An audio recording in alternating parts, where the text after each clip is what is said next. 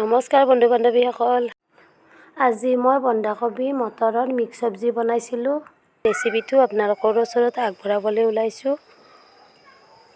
এয়া মই প্ৰথমতে বন্ধাকবি, আলু, বেঙেনা, গাজৰ এনেকৈ সকলোখিনি মিক্স কৰি কাটি লৈছোঁ।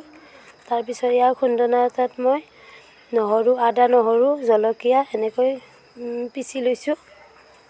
এয়া আদা নহৰুখিনি মই এনেকৈ পিচি লৈছোঁ খুন্দনাটোত। আৰু মই এতিয়া কেৰাহীটো পাতি দিছোঁ। তাত তেল দি এই তেলখিনি গৰম হ'বলৈ দিছোঁ। তাৰপিছত কাটি থৈ দিয়া পিঁয়াজখিনি দি দিছোঁ ইয়াতে। দি পিঁয়াজখিনি ভাজি ল'ব লাগিব। এয়া পিঁয়াজখিনি মই অকণমান ভাজি লৈছোঁ। এয়া মই লৈছোঁ। পিঁয়াজখিনি অকণমান ৰঙচুৱা হ'ব লাগিব, তেতিয়ালৈকে ভাজি ল'ব লাগিব। এয়া পিঁয়াজখিনি ভাজি মই ইয়াতে পিচি থৈ দিয়া আদা নহৰুখিনিও ইয়াতে দি দিছোঁ। সেইখিনিও মই অকণমান ভাজি লৈছোঁ। তাৰপিছত দুটা তেজপাতো দি দিছোঁ মই ইয়াতে। প্ৰথমতে দিয়া নহ'ল কাৰণে এতিয়াই দিছোঁ তেজপাত দুখিলা। আৰু এতিয়া মই কাটি থৈ দিয়া চব্জিখিনিও ইয়াতে দি দিছোঁ। আৰু ইয়াতে মই নিমখ আৰু হালধি দি দিছোঁ। ইয়াতে নিমখ হালধিটো জোখমতে দিব। দি এইখিনি মই ভালদৰে লৰাই লৈছোঁ আৰু অলপ টাইমৰ কাৰণে ঢাকনিখন দি দিছোঁ।